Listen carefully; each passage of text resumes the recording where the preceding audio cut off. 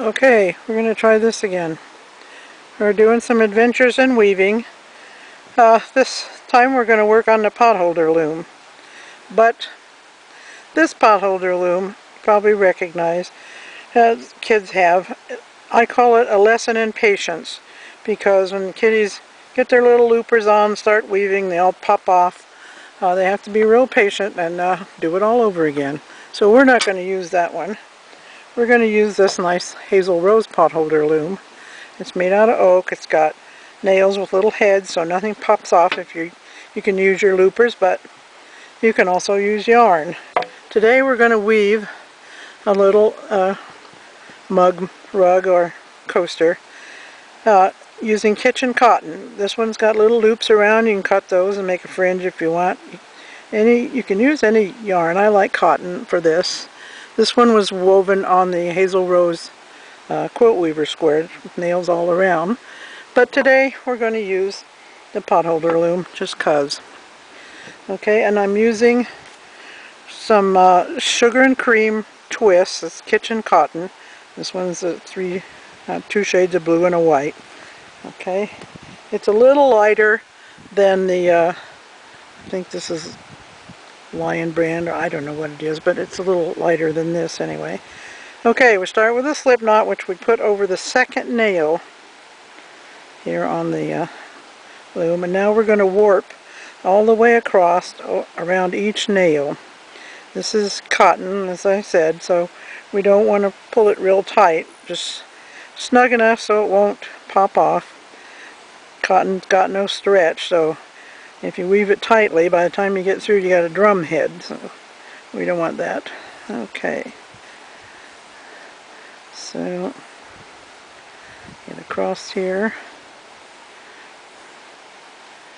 Okay, now we're back to the second one. Okay, now I'm going to turn this and bring my yarn around the corner to the second nail. Okay, I'm going to hold that there while I weave. I'm going to go through the loop over and under each one across. So I'll be going through the loop and back up all the way across. If you discover you've made a error, it's really easy to pull out because this is continuous strands. So you just have another loop. Sorry about that.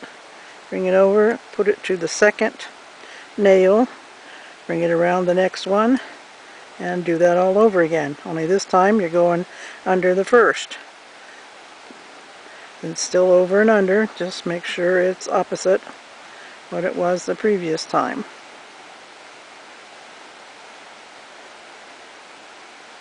Okay,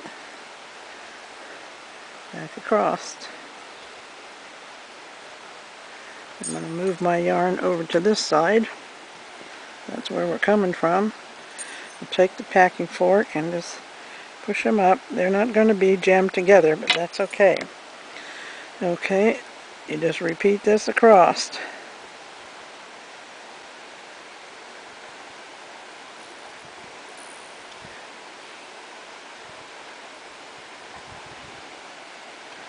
Okay, another one, pull it through, hook it over the next nail, put this around, put it in place. Keep going. Okay, you do that all the way down till you get to the second nail from the end on this side.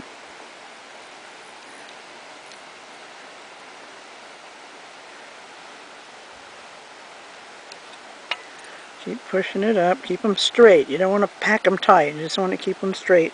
I'm not going to make you watch me weave that whole thing, because I just happen to have another one here that I've started the outside. Now what we do here, once we finish weaving the square, we're going to work a chain to tie it in.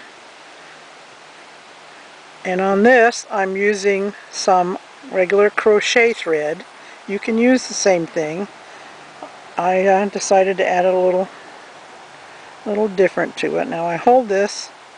When I started it, I made the original loop, slip knot, and then bring my yarn underneath, pull the slip knot through, and then reach down with the yarn underneath, pull it through, and work your chain. Now you're working your chain over each one of these strands. You want it snug, but you don't want to pull it tight enough to distort the shape.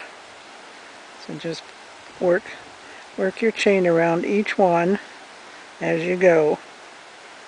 You can do this in any kind of color. You can do it in the same color as your major, oops, stay on the outside, major square, or you can do it like I'm doing it in contrast. Okay, and you get to the corner, turn the corner, pick it up, keep going. I'm going to have to pull this. It's my starting string, it's in the way there. Okay, so you can see this is just tying down each one of these warp strings.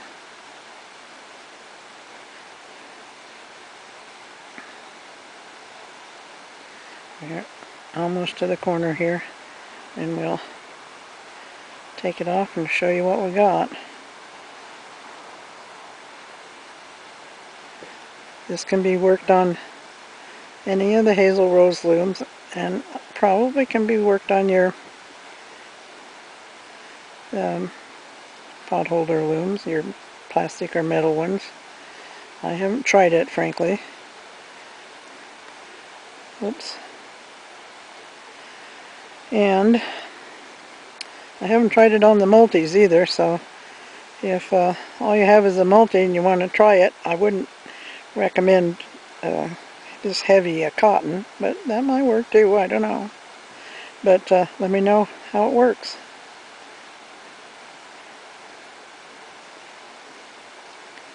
Okay. I got a couple of little projects I want to show you on these if I get time to do it. Okay, now I'm going to get that first tail, maybe if I can reach it. There we go. I'm going to pull both of these through that last loop. Well, I thought I was. Oh well. Tie it off that way. Pull this through. And cut it. And I'll just tie these together. Just make sure the corner stays. And when you do this with the same color yarn that you wove with, you don't end up with ends that show. You could turn this over and weave these in to the back of the strip if you wanted to. Okay, just take your packing fork, push it into shape here, make it square. Okay, that's that. Now we'll just take it off the loom.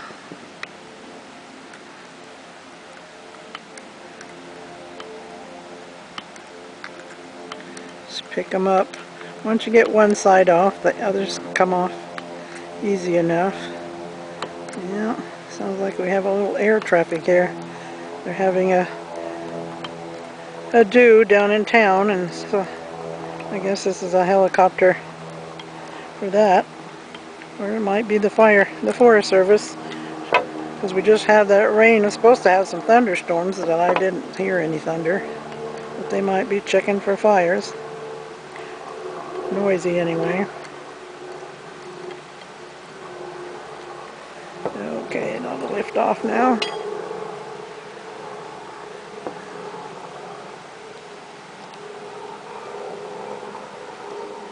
Alright, here we go.